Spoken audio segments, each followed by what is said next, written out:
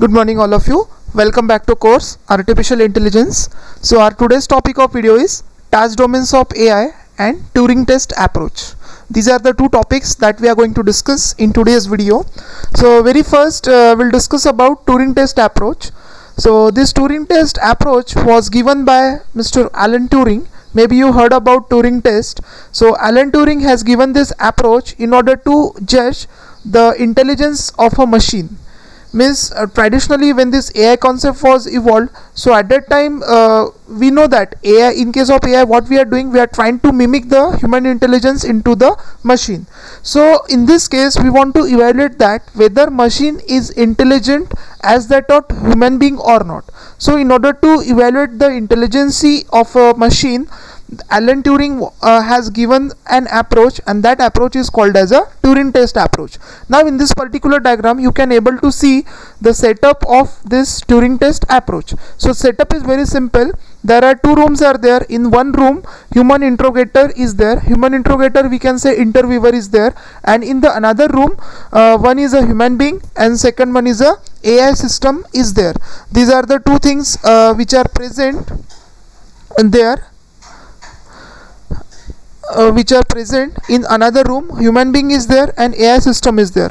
So human interrogator is not able to see who are there in the room, but human interrogator can able to throw the question, ask the question, and then the to that question either human being will can give answer or machine can able to give answer.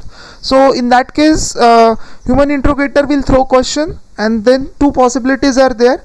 So in that case, suppose human interrogator can able to distinguish between the answer given by human being and AI system, then we can say that your machine is not intelligent. But suppose human interrogator is not able to distinguish between these two, then we can say that your machine is intelligent. So this is how simple Turing test approach is there. Means based on the interviewer's experience, that whether he can able to distinguish between the answer given by machine or machine and human, we are deciding whether machine is intelligent or not. If you can able to distinguish the answer given by machine and human being, then you can say machine is not intelligent, because you have identified that this is answer given by machine and answer given by AI. So you can see in the chat box in most of the website nowadays, you observe that there is a chat bot. You are chatting with the machine actually. Okay, means chatbots are deployed, their human being is not there. In most of the websites they employed a chatbot where knowledge is already inserted into that, and according to that you will do the chatting. So in that case, suppose you can able to differentiate between that this is not a human being, this is what a chatbot, then you can say that your machine is not intelligent. But suppose you are not able to distinguish between this, then you can say your machine is intelligent. So this is what a Turing test approach given by Alan Turing. Now the next topic is typical AI problem or task domains of AI. Actually the task domains of AI classified into four category: mundane task, formal task, expert task, and advanced task.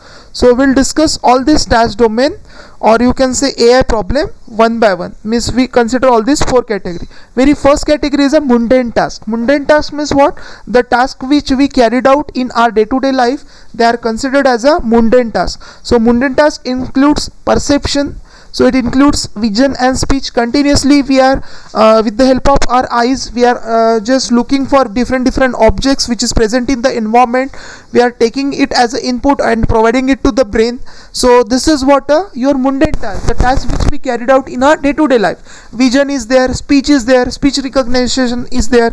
Suppose we are talking, we are recognizing that yes, this is a voice of my friend, this is a voice of my father, this is a voice of my mother, like that. So these are the tasks which we carried out in our day-to-day life. Similarly, natural language understanding, generation and translation, we are providing the instruction to Alexa to play the song, to do various action.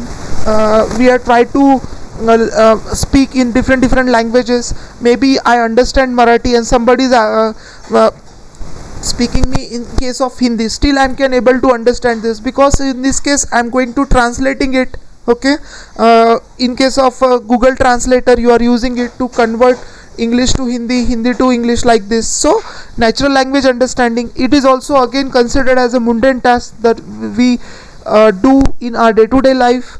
Then common sense is there. While behaving in the society, we are using our common sense to carry out different tasks. Reasoning is there, and robot control. So all these tasks will be the part of the category mundane task.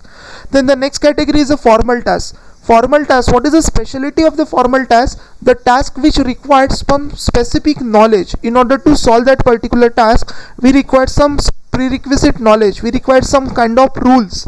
They are considered as a formal task. Its examples are games. In order to play the game, what is the requirement? That you should know the rules and regulation of that, then and then you can able to play the game. Suppose you are playing the game of chess, so in this case you should know how to move the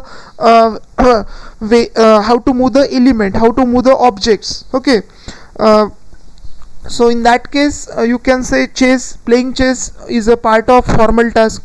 Then checkers, this is another game is there, poker is there, and number of games are available. So they are part of a formal task. Why they are considered as a formal task? Because it requires some knowledge, it requires some rules. Similarly, in case of mathematics, geometry is there, logic is there. Just take a simple example. Suppose I want to prove particular algorithm, or you can say particular technique. Okay, particular theorem, LHS equals to RHS. So in that case you require the knowledge of mathematics. So these tasks considered as a formal task. Formal task means what? It requires some specific knowledge. Now the third category of task is experts task. Experts task involve that kind of task which requires specialized knowledge about that particular domain, then and then you can able to solve that particular task. For example, engineering is domain, designing is domain, manufacturing, planning is there, scientific analysis, medical analysis, financial analysis are there. Okay, so means it requires some specialized kind of knowledge.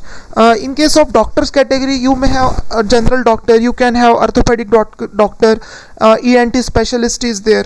Means we can say that orthopedic doctor is having specialization. We can suppose a particular person get fracture, his hand get fracture, so we are directly going to orthopedic surgeon. Why? Because he is having specialized knowledge. If we have any problem in ear, nose, then we are going for ENT specialist. So that person is having specialized knowledge in that particular domain. Domain means what? Field.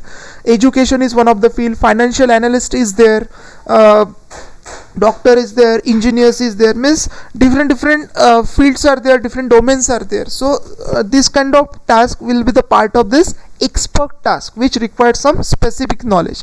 And finally the fourth category of task is a advanced task which involves brain computer interface. So do you know what is the concept of brain computer interface? So from this particular diagram, what you understand, brain computer interface is a science, or it's a technique of establishing a communication between human brain and machine. That means its simple example is, suppose I think in my brain to shut down the computer, means I need to shut down the computer. So in that case I am not doing it manually, but what I am doing, I am thinking in my brain that my computer should get shut down. So that signal is passed from this brain to computer, and the signal is converted into command, and then command is given to computer, and according to that computer is being operated. Means simple example is there, I am thinking in my brain that my computer should shut down. I just think, so this signal is passed to your system, that signal is converted into command and given it to computer, and your computer gets shut down. So this is what a part of brain computer interface. So brain computer interface, you can say it is very much in demand. 100% it is not being achieved. Lot of research is going on in this field of brain computer interface, because it's not that much easy. Whatever we think, the same thing is to be done by machine. For that purpose you need to establish a communication between human brain and computer. You need to develop some program which can able to convert your brain signal into command. You need to establish a communication. Establishing a communication again a challenging thing. So this is considered as an advanced task, and its example is brain computer interface. So I hope you understand these two topics. One is a Turing test approach which is used to evaluate machine, whether machine is intelligent or not, and second one is a task domain of AI. So we discuss about 4 domains. First one is a mundane task that we carried out in our day-to-day life, then formal task which required some prerequisite knowledge, then expert task which required specialized knowledge, and advanced task which involves some advanced knowledge. Okay, advanced task is there, and its example is brain computer interface. Thank you.